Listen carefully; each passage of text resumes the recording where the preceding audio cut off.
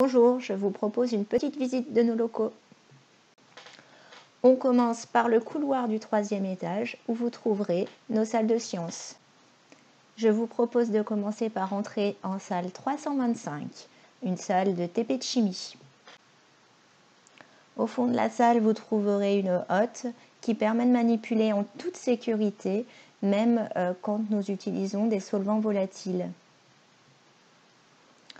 Nous prêtons également des lunettes de sécurité, bien sûr, lors des manipulations, et les élèves doivent apporter leur blouse.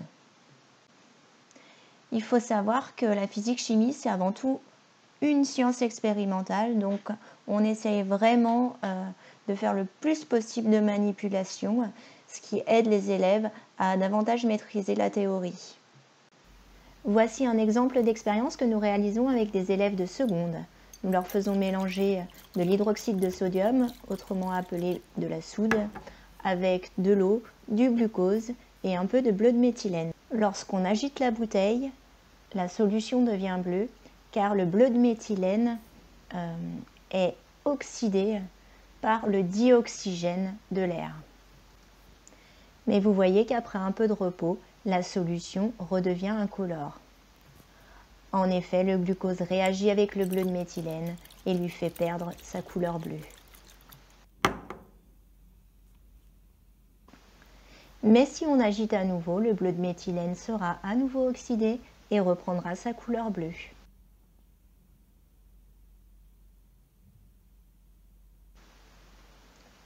Attendez à nouveau et il redevient incolore.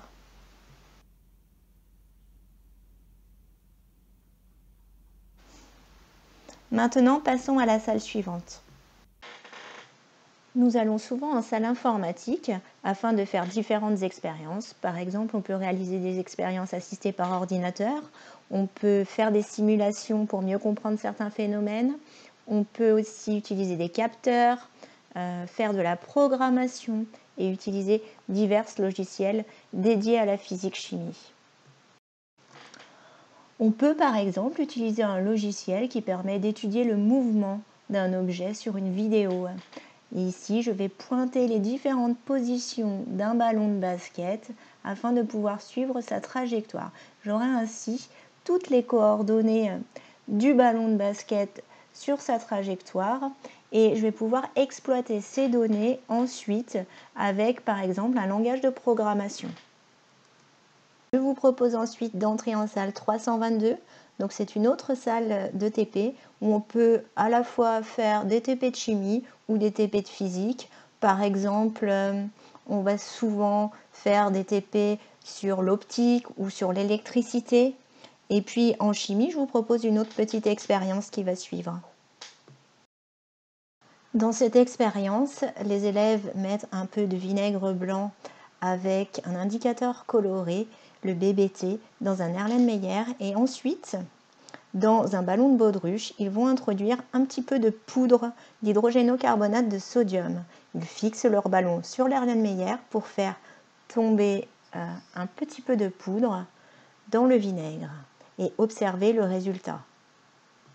L'enjeu est d'essayer de comprendre les différentes observations et d'utiliser le concept de transformation chimique. On essaye de comprendre pourquoi le ballon se gonfle, pourquoi parfois on observe un changement de couleur, on écrit l'équation de la réaction et puis on essaye de calculer le volume occupé par le dioxyde de carbone dans le ballon en théorie et dans l'expérience. C'est la fin de la visite. Voici la salle 323 où nous ne faisons pas de manipulation mais plutôt du cours et des exercices.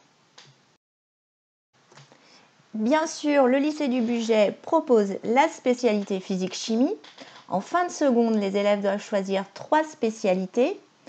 Et la spécialité physique-chimie s'adresse plutôt aux élèves qui aiment expérimenter, qui sont curieux, qui sont organisés dans leur travail, qui ont une bonne autonomie en TP.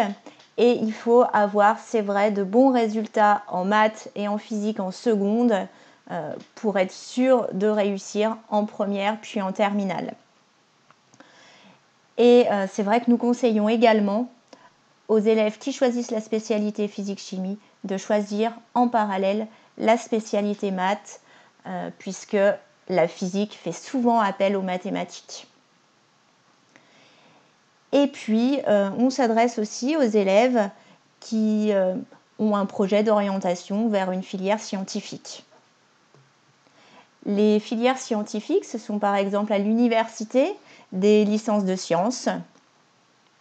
On a aussi les écoles d'ingénieurs intégrés, par exemple l'INSA et Polytech, des classes préparatoires aux grandes écoles, des IUT à dominante sciences physiques, et puis également des BTS, mais attention, pour ce qui est des BTS, ils sont principalement réservés aux élèves qui proviennent de sections technologiques ou professionnelles. Voilà, c'est plutôt à la marge pour les élèves de bac général. Voilà, bien, si vous avez des questions, n'hésitez pas à nous les poser dans le fil de discussion. On est là pour y répondre.